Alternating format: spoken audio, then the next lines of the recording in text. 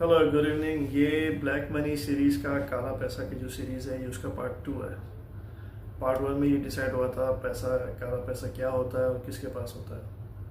उसका रिकैप ये है कि काला पैसा हर वो पैसा जिस पर टैक्स नहीं दिया वो काला पैसा है, और काला पैसा सबके पास होता है। हिंदुस्तान के 90% घरों में काला पैसा है। इस पार्ट में डिस्कस करेंगे कि काला पैसे को वाइट करना क्यों है। पैसा तो पैसा है, ये कलर का क्या गेम है, ब्लैक मनी को वाइट करना क्यों है। और इस पूरे प्रोसेस में इंडियन एक्सपोर्टर्स को क्यों लॉस होता है। अपना मेन कंसर्न तो यही है ना कि दुबई अलग मार्केट में जो लो कॉस्ट माल बिक रहा है वो क्यों बिक रहा है, वो पैसे का क्या गेम चल रहा है ऐसा जिसमें एक्सपोर्टर हमेशा लॉस कर रहा है। सबसे पहले ये कि ब्लैक मनी को वाइट करना क्यों है। मैंने लास्ट वीडियो में जैसे बताया, मैंने 1 करोड़ रुपए कमाया, अब उस पैसे का या तो मैं घर लूँगा, प्रॉपर्टी लूँगा या गाड़ी लूँगा। लोग यही करते हैं ना, या तो गोल्ड में कैश दे के गोल्ड को सेव कर लिया। ज़्यादातर लोग या तो कहीं प्रॉपर्टी में इन्वेस्ट करेंगे या गाड़ी लेंगे। तो गवर्नमेंट को सोर्स ऑफ इनकम दिखाना है कि ये अगर मैं एक फॉर्च्यूनर लेने जाता हूँ टोयोटा की, तो मेरे पास ये पैसा आया कहाँ से। अगर मैं बोलता हूँ मैं 1 करोड़ रुपये कमाया, तो गवर्नमेंट बोलती है चलो 30 लाख रुपये या 25 लाख रुपये टैक्स भरो, फिर तुम फॉर्च्यूनर ले सकते हो। फिर गवर्नमेंट के रिकॉर्ड में है कि इसने 1 करोड़ रुपए कमाया। तो मैं ये सोचता हूँ कि यार मैं गवर्नमेंट को 30 लाख रुपए या 27 लाख डायरेक्ट इनडायरेक्ट टैक्स मिला के ऑलमोस्ट 27% बनता है कि मैं 27 लाख रुपए टैक्स दे दूँ, मतलब तो क्यों दूँ। आम आदमी यही सोचता है कि मुझे मिल क्या रहा है, कि मैंने पूरा साल में इतना पैसा कमाया, मैं गवर्नमेंट को पैसे क्यों दूँ। ये एक आम आदमी की बात कर रहा हूँ। एक डॉक्टर है जिसकी 6-7 क्लिनिक्स हैं या 2 क्लिनिक है, उसमें कैश पे उसने पूरे साल में 1 करोड़ रुपए कमाया। कैश पेशेंट से जो भी आ रहे थे कैश पे पैसे ले रहा था, लेबोरेटरी टेस्ट हो रहे हैं कैश में दे रहा है पैसे। तो बोलता है कि अगर मैं गवर्नमेंट को डिक्लेयर करूँगा तो गवर्नमेंट तो इस पर मेरे से 30% या 27 लाख रुपये, इसको राउंड कर लेते हैं, ये टू बी एग्जैक्ट ये अराउंड 27% बनता है, इसको राउंड कर लेते हैं 25%। क्या मैं 25 लाख रुपए तो मैं ऐसे ही दे रहा हूँ गवर्नमेंट को, तो मैं पैसे का कैसे बचाऊँ। तो फिर उसके पास एक आइडिया आता है कि भाई मैं यहाँ से कुछ चावल लेता हूँ, ये स्पाइसेस लेता हूँ इंडिया से मैं कोई प्रोडक्ट लेता हूँ जो मैं बेच देता हूँ किसी दूसरे मुल्क, लेट्स से दुबई बेच देता हूँ, और वहाँ पे मेरा प्रोडक्ट जाएगा, मैं 10% लॉस में बेच दूँगा, 5% लॉस पे बेच दूँगा, और अपना पैसा बैंक के थ्रू मंगवा लूँगा कि ये पैसे मैंने राइस बेचा था, मैंने ये फ्रूट्स एंड वेजिटेबल बेचे थे 1 करोड़ रुपए के, और मेरे को पैसा वहाँ से आ गया, ये मेरा सोर्स ऑफ इनकम है, उस पर कोई टैक्स नहीं है। अब वो दिखाता ये है कि मैंने एग्जांपल दे रहा हूँ कि मैंने जो चिली का बॉक्स ऑलमोस्ट 15 दरम का, 15 दरम मान के चलो, वो दिखाता है कि भाई मुझे ये चिली का बॉक्स मिला 5 दरम का या 3 दरम का। मेरी कॉस्टिंग डायरेक्ट फार्म से है, मेरी सोर्सिंग बहुत अच्छी है, मुझे मिला 3 दरम का, मैंने बेचा 15 दरम का, तो मुझे 12 दरम मिल गया। तो इस तरह अपने कंटेनर शो करता है, दुबई की मार्केट में माल बेचता है, हम लोग को भी माल बेचते हैं, हम मेरे जैसे हज़ारों एजेंट है, किसी को भी माल बेचते हैं, उसको बोलता है कि बैंक में पैसे लगा दो। तो अब जिस बंदे ने 1 करोड़ रुपए कमाए थे, वो उसके बाद 2 ऑप्शन है, या तो अपना माल 10% लॉस में बेच दे दुबई में, या तो गवर्नमेंट को 25% टैक्स दे। तो बोलता है, तो वो है ना, उसको 10% लॉस नहीं कंसिडर करता, वो बोलता है कि मैं इस तरह से अपना 15% बचा रहा हूँ। वहाँ टैक्स दूंगा तो 25 लाख देना है, दुबई में 1 करोड़ रुपए का माल बेच के उसको वापस मंगाऊंगा, 10% लॉस कर, मेरे यहाँ मेरा 10 लाख रुपये खर्च हो रहा है, इंडिया में टैक्स भरूंगा तो 25 लाख रुपए खर्च हो रहा है। तो उसको ये दिखता है कि मेरा 15 लाख रुपए का फायदा हो रहा है अगर मैं ये काम करूंगा, दुबई माल भेजूंगा। तो दुबई माल आता है, लॉस में बिकता है, और उसके पैसे वाइट हो गए। अब वो चाहे उसे घर ले, गाड़ी ले, फॉर्च्यूनर ले, जो भी करे, अब गवर्नमेंट उसको कुछ नहीं पूछती। गवर्नमेंट ने देख लिया कि बैंक के थ्रू दुबई से इसके प्रोडक्ट के पैसे आए, सो सब पैसा सफ़ेद हो गया।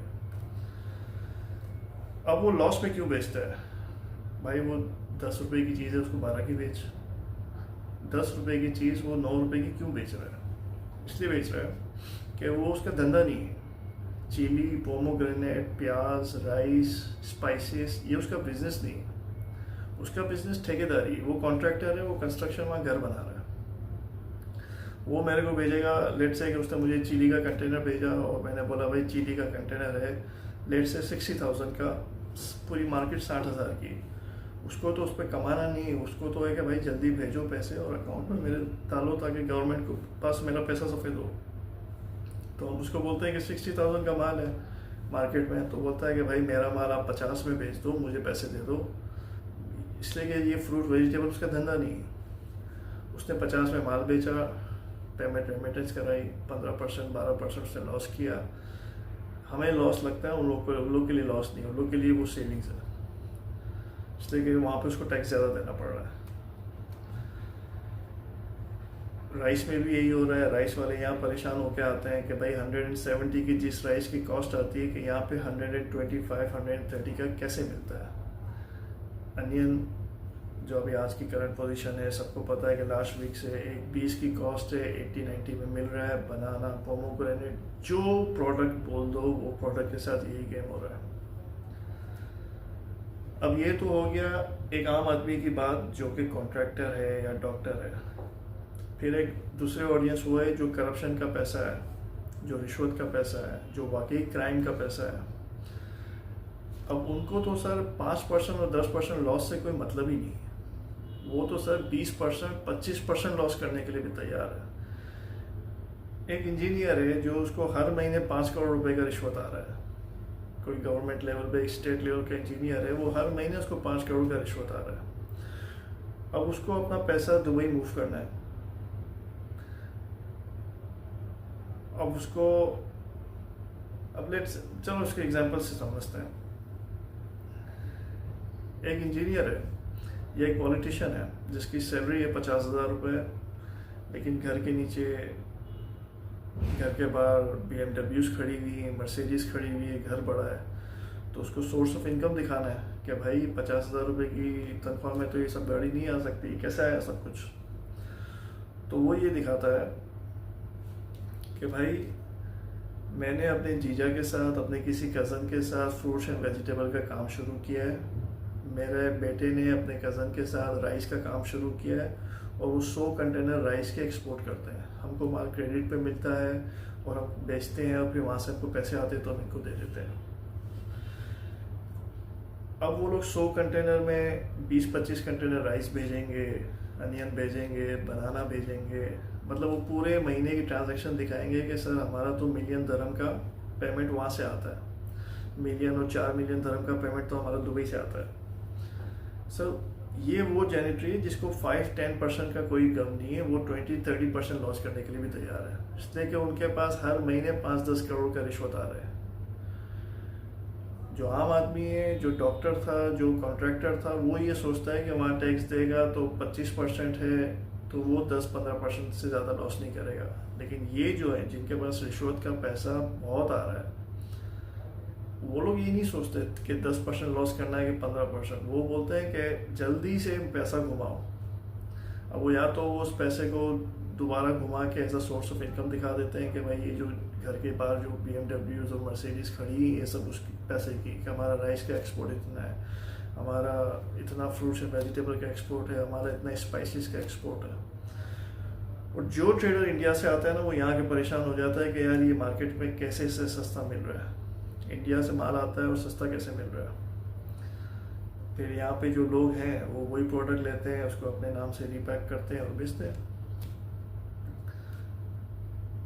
तो आपको समझ में आ गया कि भाई ब्लैक मनी को वाइट कराने की ज़रूरत ये है कि उसको पैसे का कुछ तो करना है ना, घर लेना है, गाड़ी लेनी है, उसको शो करना है, तो पहले वो सोर्स ऑफ इनकम दिखाता है। जो करप्ट लोग हैं उनको अपना लाइफस्टाइल दिखाने के लिए कि भाई तेरी 50,000 रुपये की तनख्वाह में ये 4 करोड़ की गाड़ियाँ कैसे आ गई, तो उसको सोर्स ऑफ इनकम में ये दिखाता है कि मेरा राइस का बिजनेस है।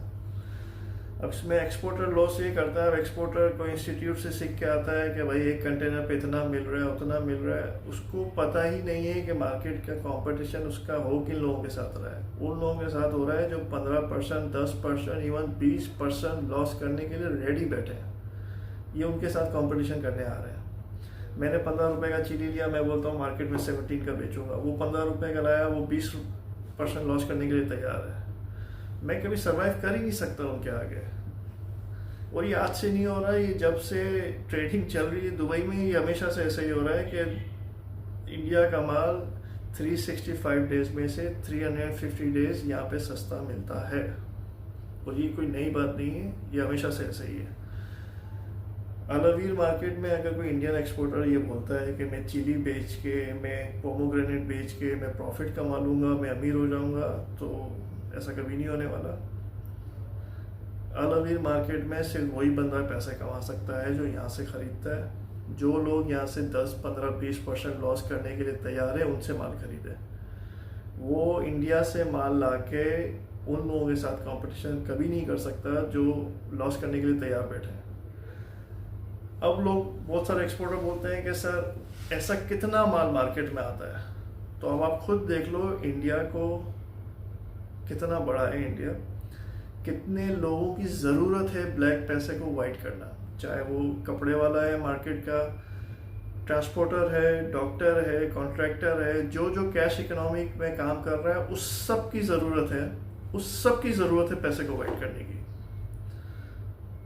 जब तक इनकी ज़रूरत है, करोड़ों लोग हैं इंडिया में जिनको ज़रूरत है ब्लैक को वाइट करने की, और लोगों ने अभी काम खोल दिए कि भाई हम आपका ब्लैक का पैसा वाइट करेंगे, इतना % लेंगे। वो लोग उनके बिहाफ पे कंपनी खोलते हैं, उन्हीं का title account, bank account use करते हैं, उन्हीं के नाम पे आलू प्याज चढ़ाते हैं और पोमोग्रेनेट चढ़ाते हैं, लॉस करते हैं, उसमें 2% अपना भी रखते हैं, उनका पैसा वाइट करके देते हैं। लोगों का ये फुल फ्लैश बिजनेस है ब्लैक को वाइट करने का। लोगों ने अपनी दुकानें खोली हुई भाई। तो ये कभी ख़त्म नहीं होने वाला, ये भूल जाओगे, ये कभी ख़त्म होगा। और बहुत सारे लोग बोलते हैं कि नहीं इतना ब्लैक पैसा तो है नहीं पाए इंडिया में। ओ भाई, इंडिया में हर घर में ब्लैक मनी है। आप खुद सोच लो कि आपके इर्द गिर्द कितनी कैश इकोनॉमी है, और जो लोग टैक्स नहीं दे रहे वो सब ब्लैक है, और सबकी ज़रूरत है वाइट करना। लोग 25,000 रुपये के लोग 90% ऑफ इंडियंस जो टैक्स फाइल करते हैं वो अपने आप को ये डिक्लेयर करते हैं कि वो टैक्सेबल ब्रैकेट में आते ही नहीं। फाइल ज़रूर करते हैं, फाइल करने की फ़ीस दे देते हैं, लेकिन वो अपने आप को दिखाते हैं कि हम टैक्सेबल इनकम में है ही नहीं, या फर्स्ट या सेकंड स्लैब में कि मिनिमम टैक्स देना पड़े। और जब उनके बच्चों की शादी होती है तो शादी पे करोड़ों रुपए खर्च होते हैं। तो ये सब उनको जस्टिफाई करना होता है कि भाई ये क्या हो रहा है ये। फिर वो, आप में से कितने लोग ऐसे हैं जो गोल्ड लेने जाते हैं? सब, हर घर की यही कहानी है। गोल्ड के पैसे कुछ कैश में देते हैं जो कोई रिकॉर्ड नहीं होता, वो कुछ शायद अपने बैंक के थ्रू ट्रांसफ़र करते हैं। आप लोग रोज़ सब लेन देन करते हो, जहाँ जहाँ कैश हो सकता है आप लोग वहाँ कैश यूज़ करते हो, इसलिए कि उसका गवर्नमेंट को रिकॉर्ड नहीं होता।